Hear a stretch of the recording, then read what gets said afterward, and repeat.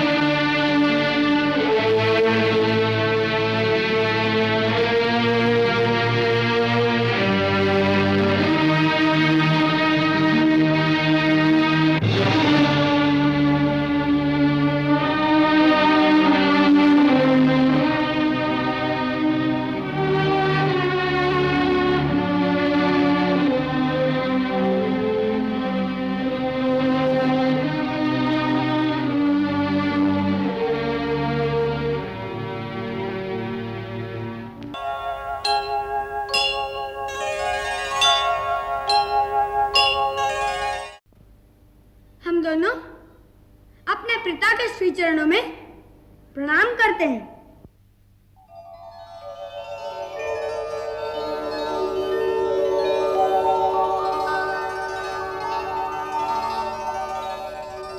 और उस दिन भूल से यदि कोई अवज्ञा हो गई हो तो उसके लिए हम महाराज से क्षमा मांगते हैं।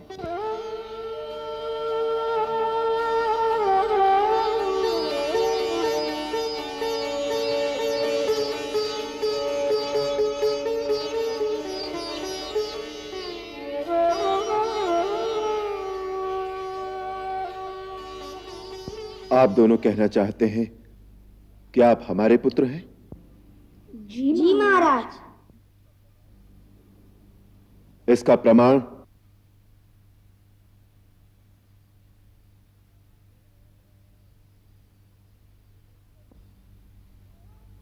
हम दोनों ने आज तक कभी झूठ नहीं बोला और ना ही हमारे गुरुदेव का लेखा झूठ हो सकता है। इसलिए आपको ये बात माननी चाहिए कि जो कथा हमने आपको सुनाई है वह सत्य है।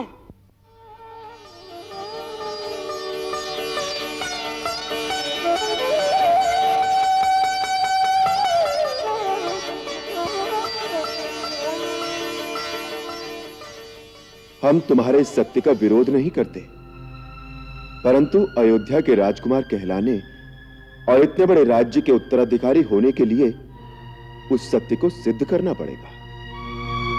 प्रजा इसका प्रमाण पूछेगी और वो प्रमाण तुम्हारी माताजी दे सकती है।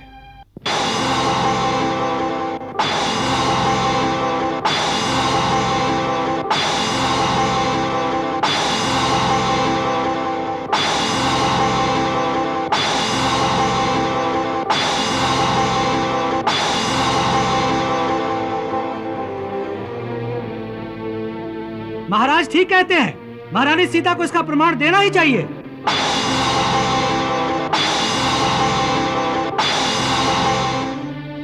अब प्रमाण की क्या आवश्यकता है? महर्षि वाल्मीकि जैसे त्रिकालदर्शी ने जो लिख दिया है वही प्रमाण है।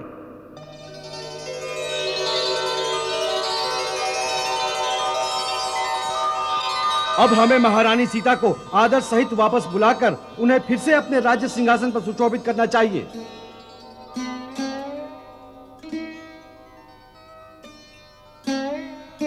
हमें तो माता सीता के चरणों में गिरकर अपने अपराधों की क्षमा मांगनी चाहिए। अब भी उनसे प्रमाण मांगना अत्याचार है। अग्नि परीक्षा से बड़ा प्रमाण क्या हो सकता है? और वो ये प्रमाण दे चुकी हैं। परंतु वो अयोध्या वासियों ने नहीं देखी।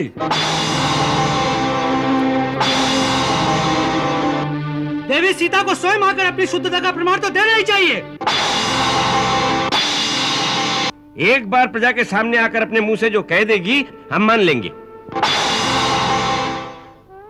ये अन्याय है, ये अत्याचार है, यही धर्माचार है। अत्याचार है, ये धर्माचार है, अत्याचार है, ये धर्माचार है, अत्याचार है, ये धर्माचार है, अत्याचार है।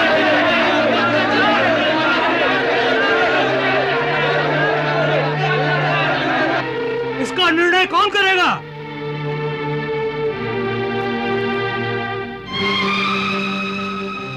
गुरुदेव से पूछा जाए। हाँ हाँ, गुरुदेव से पूछो।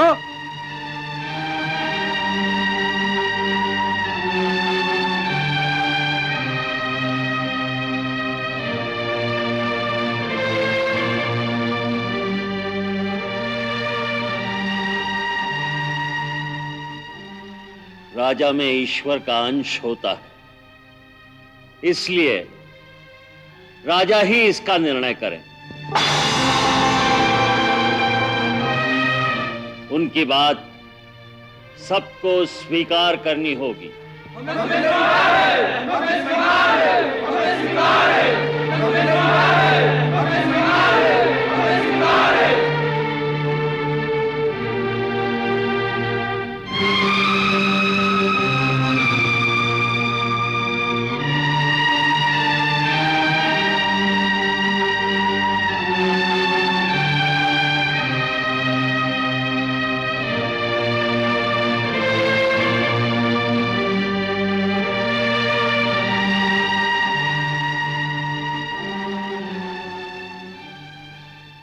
देवी सीता का चरित्र शुद्ध है।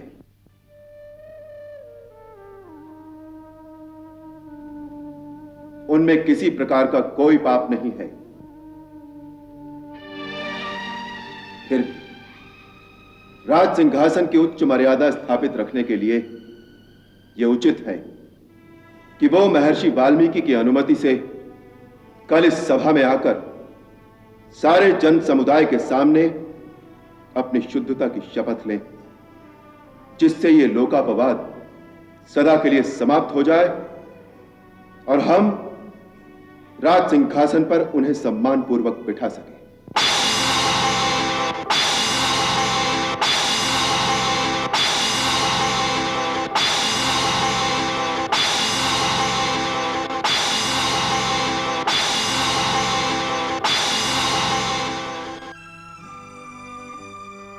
आप सभी पूज्यपाद ऋषिगण अपने शिष्यों सहित सभा में पधारें।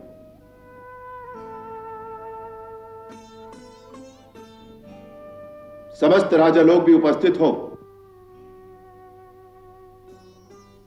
और भी जो कोई देवी सीता की शपथ सुनना चाहे वो कल इस सभा में आए, जिससे सभी लोग एकत्रित होकर सीता का शपथ ग्रहण देखें।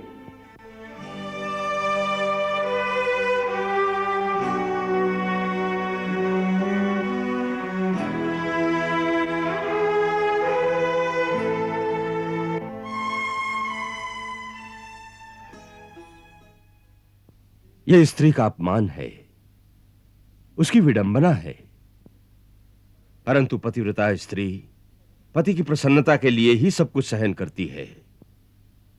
इसलिए श्री रघुनाथ जी जो आज्ञा देंगे सीता वही करेगी।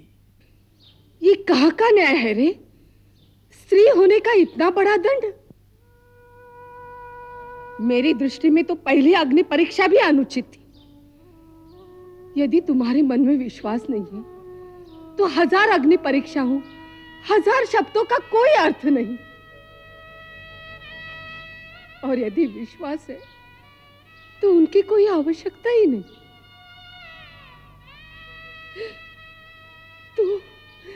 तू कितना कठोर है रे। तेरे पुत्र, तेरे कलेजे के टुकड़े तेरे सामने खड़े तुम्हें पिता कहकर पुकार रहे हैं और तू उन्हें जाकर अपने कलेजे से भी नहीं लगा सका, उनसे प्रमाण मांगने लगा। तेरा जी नहीं किया कि उन्हें उठाकर अपनी गोद में बिठा ले? किया था। तो फिर क्यों चुपचाप सिंहासन पर बैठा रहा?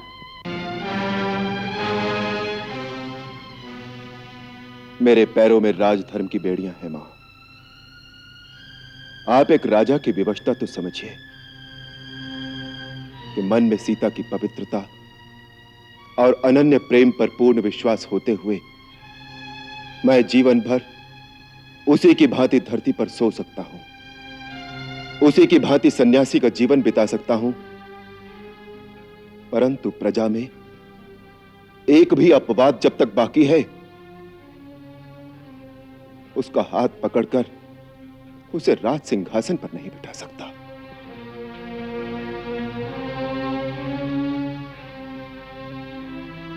आज आपने सभा में कुछ आवाजें सुनी, राज्य में ऐसी और भी कई आवाजें होंगी। इसीलिए मैंने वो निर्णय लिया कि यदि सीता प्रजा के सामने सभा में अपनी पवित्रता की शपथ ग्रहण कर ले, तो फिर प्रजा में कोई विरोधी आवाज नहीं रह जाएगी।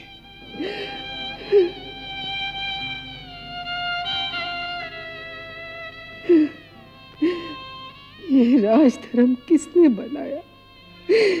क्यों बनाया रे? क्यों? पुत्री, प्रजा में एक भी विरोधी आवाज न रहे, इसलिए जो महाराज राम ने निर्णय लिया है वो उचित है। तुम उनकी विवशता देखो, वो मन से तुम्हें पवित्र समझते हैं, आत्मा से सदा तुम्हारे साथ बसते हैं। तुम्हारे वियोग में वो तुमसे अधिक दुखी होंगे, परंतु राजा होने के नाते उन्हें राजधर्म इस प्रकार पालना ही पड़ता है जिससे आदर्श के कीर्तिमान स्थापित हो।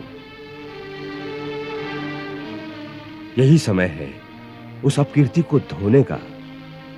प्रजा में पश्चाताप की लहर बढ़ रही है। ऐसे समय राम तुम्हें शपथ लेने के लिए कहते हैं जिससे यह अपवाद पूर्णतः मिट जाए। तुम्हें राम की सहायता करनी है। ठीक है गुरुदेव, मैं अवश्य उनकी सहायता करूंगी। मैं वही करूंगी जिससे ये अपवाद सर्वदा के लिए मिट जाए। आप निश्चिंत रहिए, कल के पश्चात फिर ये अपवाद कभी नहीं होगा, कभी नहीं होगा।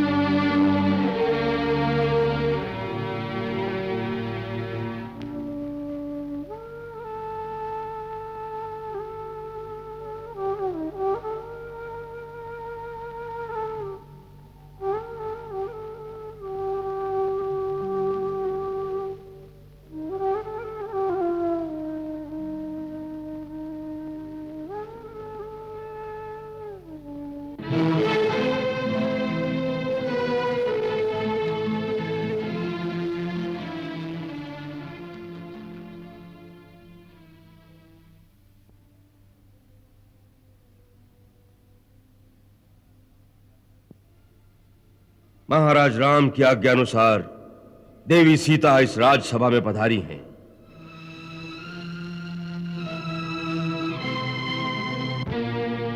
हे दशरथ नंदन, ये सीता उत्तम व्रत का पालन करने वाली मेरी धर्मपुत्री है।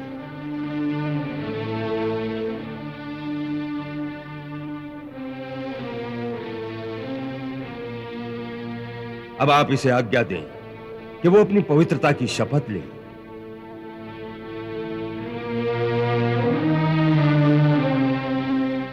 लोकापवाद से डरे हुए आपको वो अपनी शुद्धता का विश्वास अवश्य दिलाएगी, परंतु इससे पहले समस्त सभासद, गुरुजन, माताएं और आकाश में स्थित देवता मेरी एक बात सुन ले। मैं प्रचेता का 10वां पुत्र वाल्मीकि हूं। मेरे मुंह से अभी तक कभी कोई झूठ नहीं निकला और मैं इस सभा में प्रमाण पूर्वक कहता हूं कि ये दोनों आप ही के पुत्र हैं।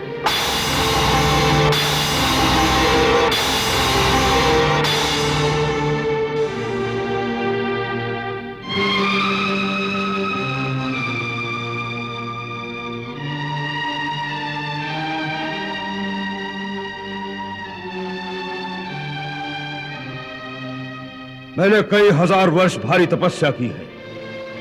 यदि मिथिलेश कुमारी सीता में कोई दोष हो तो मुझे उस तपस्या का कोई फल न मिले।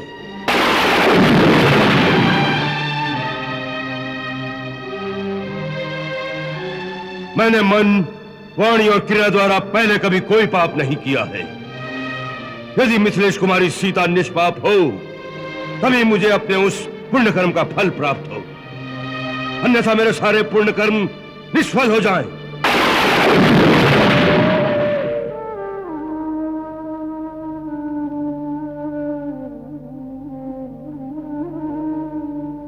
रघुनंदन, मैं जानता हूं कि आपको सीता प्राणों से अधिक प्यारी है और आप ये भी जानते हैं कि सीता सर्वथा शुद्ध है। तथापि लोकापवाद से कलुषित चित्त होकर आपने उसका त्याग किया है। हे राघव, मैं आपको विश्वास दिलाता हूं कि मैंने अपनी 5 इंद्रियों और मन बुद्धि के द्वारा सीता की शुद्धता का भली भांति निश्चय करके ही उसे अपने संरक्षण में लिया था।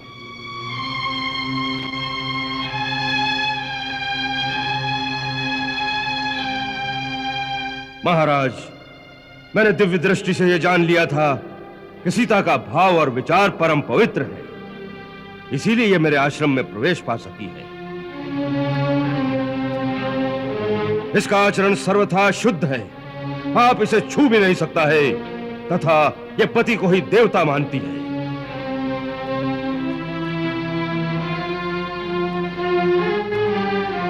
यदि आपको मेरी बात पर विश्वास हो तो इसे पूर्ण आदर के साथ ग्रहण करें और इसे राज सिंहासन पर स्थान दें।